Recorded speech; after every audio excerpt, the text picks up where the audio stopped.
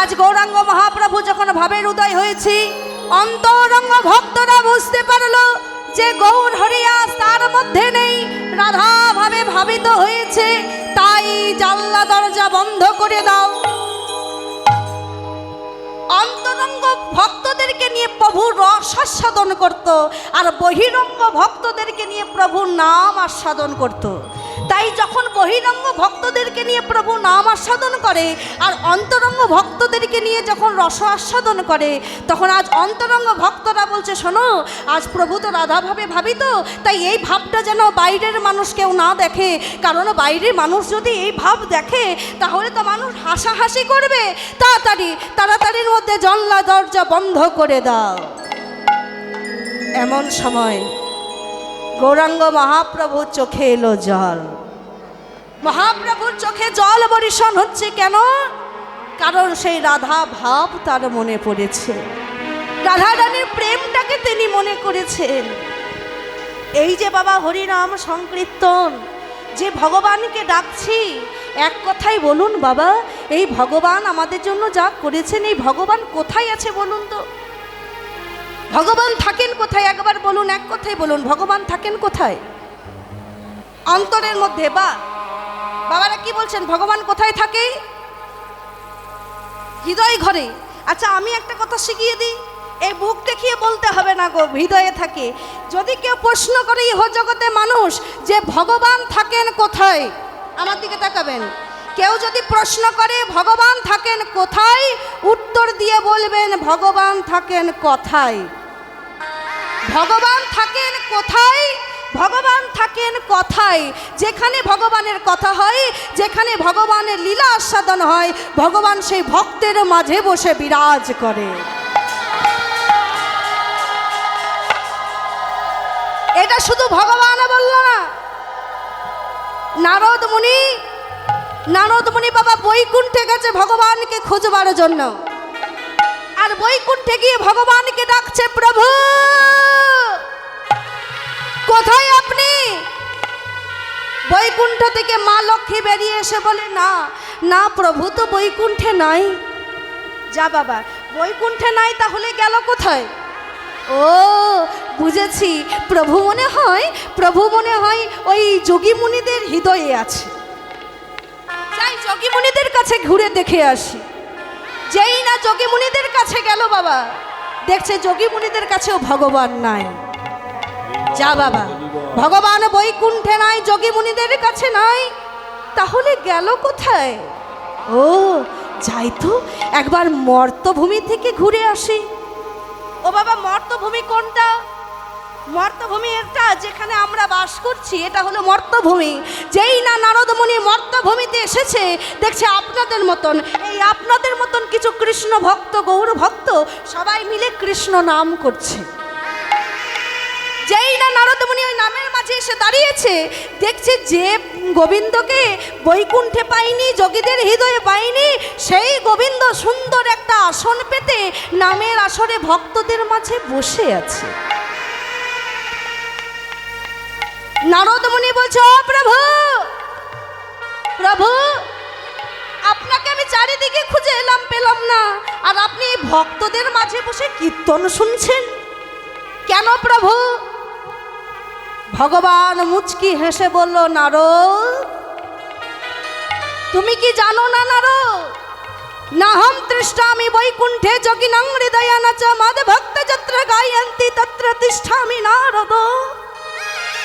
হে নারদ, আমি যে বৈকুণ্ঠে থাকি না, হে নারদ, আমি যে যোগীদের হৃদয়ে থাকি না, আমার ভক্তরা মাদ ভক্ত যত্র গায়ন্তি, আমার ভক্তরা যেখানে আমার নাম করে, আমার ভক্তরা যেখানে সাধুগুরু বৈষ্ণবের সঙ্গে আস্বাদন করে নাম, আমি সেই বৈষ্ণবদের মাঝে বসে হরি কথা শ্রবণ করি।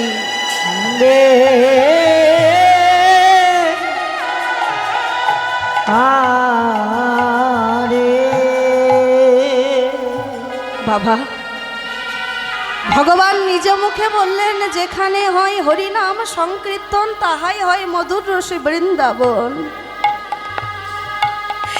যেখানে হরিনাম হয় সেখানে আমি গিয়ে বসে থাকি, আজ কতদিন ধরে এখানে নাম চলছে, এই যে সকালবেলা থেকে কীর্তন হচ্ছে, লীলা কীর্তন হচ্ছে, তার মানে কিন্তু ভগবান এই আসরে এসেছে বাবা। তাই তো মা, ভগবান নিজে মুখে বলেছে যেখানে নাম হয় আমি সেখানে গিয়ে উপস্থিত হই। তার মানে ভগবান কিন্তু আজকে এই আসরে আছে। কিন্তু আমরা কি ভগবানকে দেখতে পাচ্ছি বাবা? আমরা কি ভগবানকে দেখতে পাচ্ছি? পাইনি।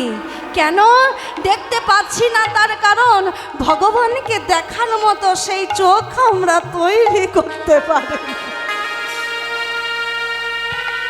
ভগবানকে দর্শন করার মতো সেই জ্ঞান চক্ষু আমাদের এখনো উদয় হয় না। তাই হে হরি, হে কৃষ্ণ, আজ আমরা সবাই হরিবাসরে এসেছি তার একটাই কারণ, হরি নামে, হরি নামে, কৃষ্ণ নামে, কৃষ্ণ নামে। আর একবার যদি কৃষ্ণ তুমি নেমে যাও, একবার যদি আমার নয়ন দিয়ে তোমার প্রাণ গোবিন্দ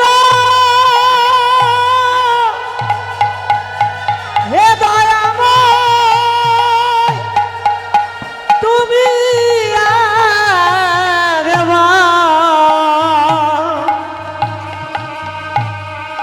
এই ধরা ধামে এসে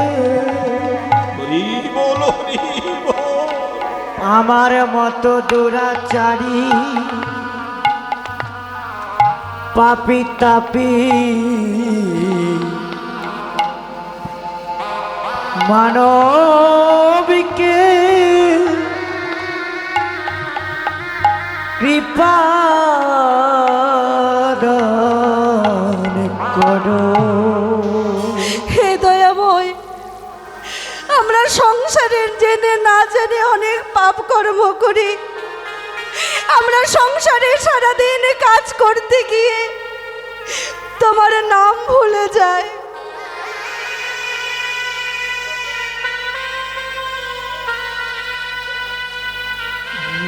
গৌরে হে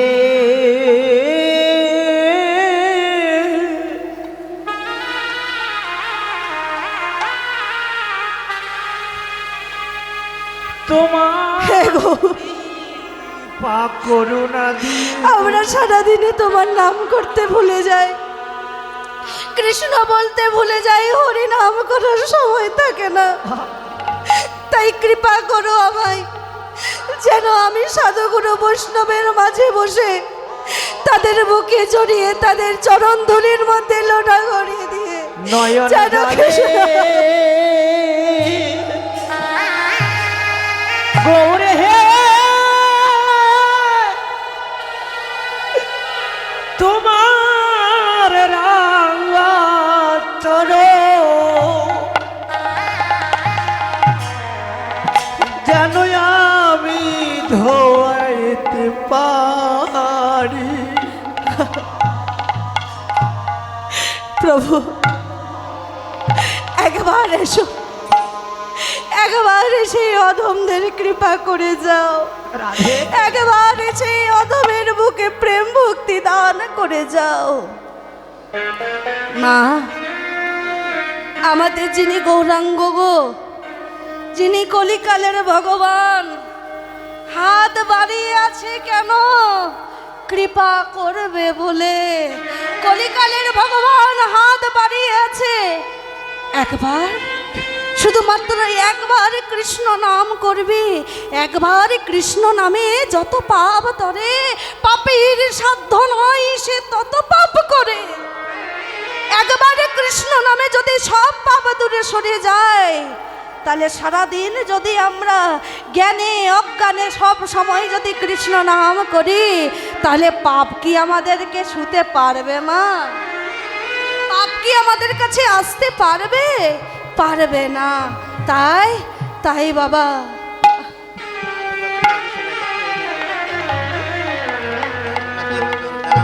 তোমার নামে কি বিনা জানো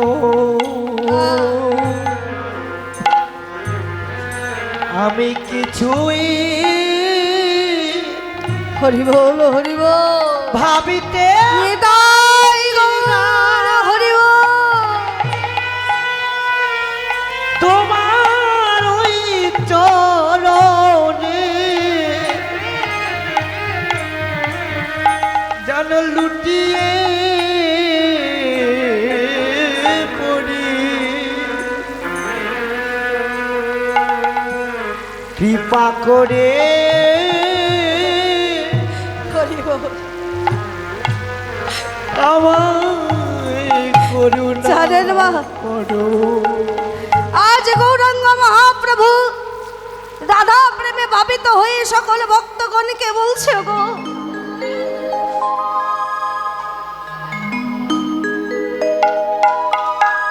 আর বিলম্ব নয়, তাড়াতাড়ি আমার মহাভাবের উদয় হয়েছে, তাই এক কাজ করো, একটা বসন এনে আমার হাতে দাও। যেই না বলেছে বসন এনে আমার হাতে দাও, আজ ভক্তরা বসন এনে দিয়েছে মহাপ্রভুর হাতে। আর যেই না বসন এনেছে মা, আস্তে আস্তে আস্তে। আচ্ছা মায়েরা বাবারা বলুন, মহাপ্রভু গৌরাঙ্গ মহাপ্রভু কোন বস্ত্র পরিধান করে গো? হ্যাঁ, মহাপ্রভুর বসনের কাপড়টা কেমন? একটা ধুতি, একটা নামাবলি, তাই তো বাবা? মহাপ্রভু এই পোশাক পরে তো। হ্যাঁ, কিন্তু আজকে গৌরাঙ্গ মহাপ্রভু বলছে না, আজকে আমি আর ধুতি পরবো না, আজকে তোমরা একটা শাড়ি এনে দাও আমার কাছে, একটা শাড়ি এনে দাও আমার কাছে। ভক্তরা বুঝতে পারলো না, এই যে প্রেম, এই যে ভাব, এটা মহাভাবের উদয় হয়েছে। না না না না না, এটা রসভাবের উদয়। তা প্রভু যেই না প্রভুরা তো একটা শাড়ি এনে দিয়েছে। আস্তে। আচ্ছা বাবা, মায়েরা ভালো করে জানবে আমরা কেমন করে শাড়ি পরি বলুন তো? বাম দিকে, তাই তো? আমরা বাম দিকে আঁচল পরে শাড়ি পরি। আজ গৌরাঙ্গ মহাপ্রভু সুরধনির তীরে দাঁড়িয়ে বাম দিকে শাড়ি পরেছে, বাম দিকে শাড়ি পরে এইভাবে আঁচলটা ঢাকা নিয়ে আজ প্রভু ভাবের উদয় হয়েছে।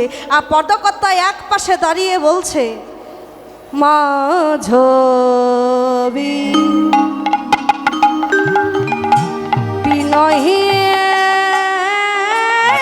পুন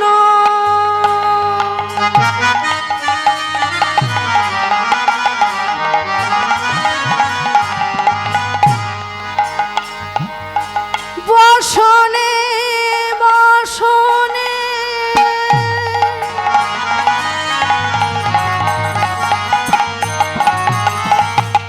আবৃত তনু মাঝবি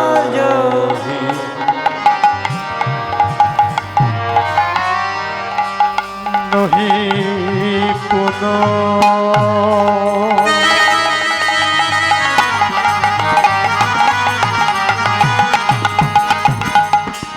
বস